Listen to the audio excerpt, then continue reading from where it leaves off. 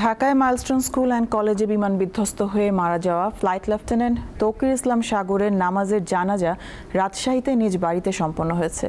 বিস্তারিত জানাতে যোগ দিচ্ছেন সেখান থেকে সহকর্মী ইউসুফ আদনান, তৌকির ইসলামের দাফন সম্পন্ন হয়েছে কিনা এবং সেখানকার পরিস্থিতি কেমন দেখছেন আমাদের জানাবেন।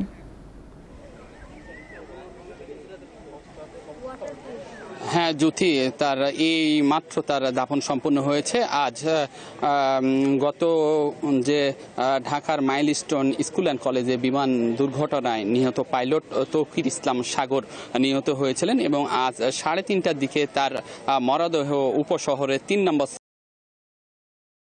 এবং এলাকার সেখানে আত্মীয় স্বজন এবং এলাকাবাসী তাকে এক পলক দেখার জন্য অনেক ভিড় করেন। তারপরে সেখান থেকে তার নিজ বাসা থেকে মরদেহ নিয়ে যাওয়া হয় রাজশাহী জেলা স্মৃতি মুক্তিযুদ্ধ স্টেডিয়ামে। সেখানে জানাজা অনুষ্ঠিত হয় এবং এই জানাজায় রাজশাহীর বিভাগীয় কমিশনার, ডিআইজি, পুলিশ কমিশনার সহ সেনাবাহিনী, বিমান বাহিনী, র্যাব, পুলিশের ঊর্ধ্বতন কর্মকর্তাবৃন্দ উপস্থিত ছিলেন এবং জানাজা শেষে তার মরদেহ নিয়ে যাওয়া হয় উপশহরের সোপুরা কবরস্থানে এবং এই কবরস্থানে তাকে দাফন সম্পন্ন করা হয়েছে। এই মাত্র তার দাফন সম্পন্ন করা হলো। এখানে তাকে রাষ্ট্রীয় মর্যাদার তাকে দাফন সম্পন্ন করেছেন।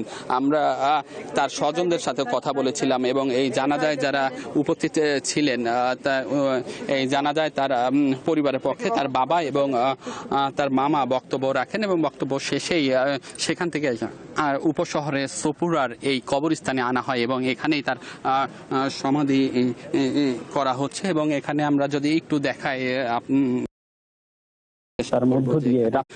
সকল আনুষ্ঠানিকতার মধ্য দিয়ে রাষ্ট্রীয়ভাবে আসলে তার সম্পন্ন করা হচ্ছে এবং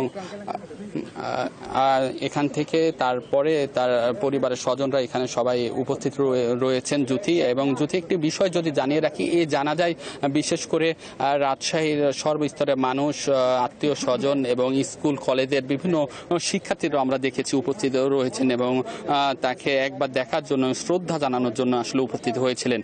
আসলে এই ছিল আমার কাছে রাজশাহী থেকে সর্বশেষ খবর। আদনান, আমাদের সাথে যুক্ত হওয়ার জন্য ধন্যবাদ আপনাকে।